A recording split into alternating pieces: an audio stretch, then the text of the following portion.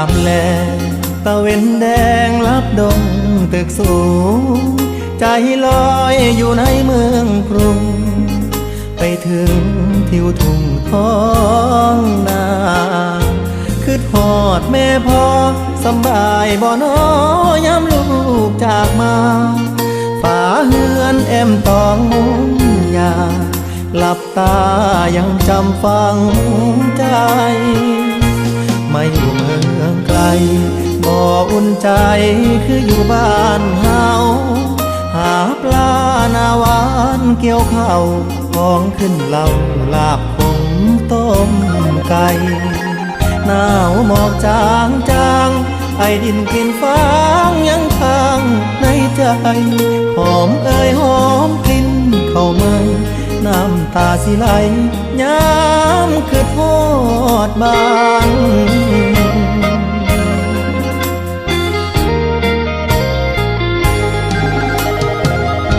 คือทอดเงินสารป่านนี้เป็นจังใดน้อ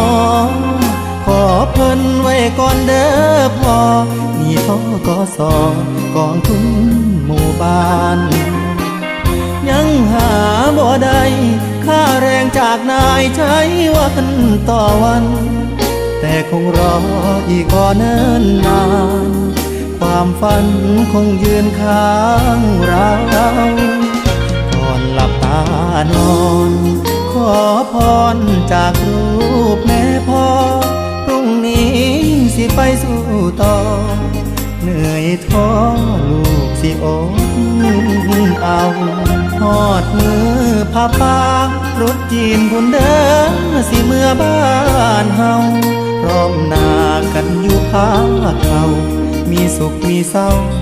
เว้าสู้กันฟัง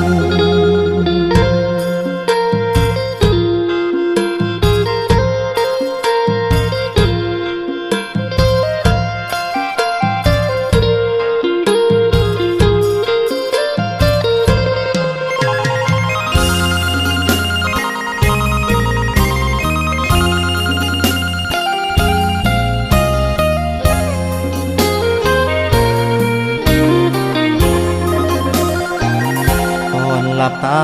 นอนขอพรจากรูปแม่พ่อพรุ่งนี้สิไปสู่ต่อเหนื่อยท้อลูกสิอดเอาทอดมือพาปารถจีนพุ่นเด้อสิเมื่อบ้านเฮาพร้อมหน้ากันอยู่ภาคเขามีสุขมีเศร้าเว้าสู้กันฟัง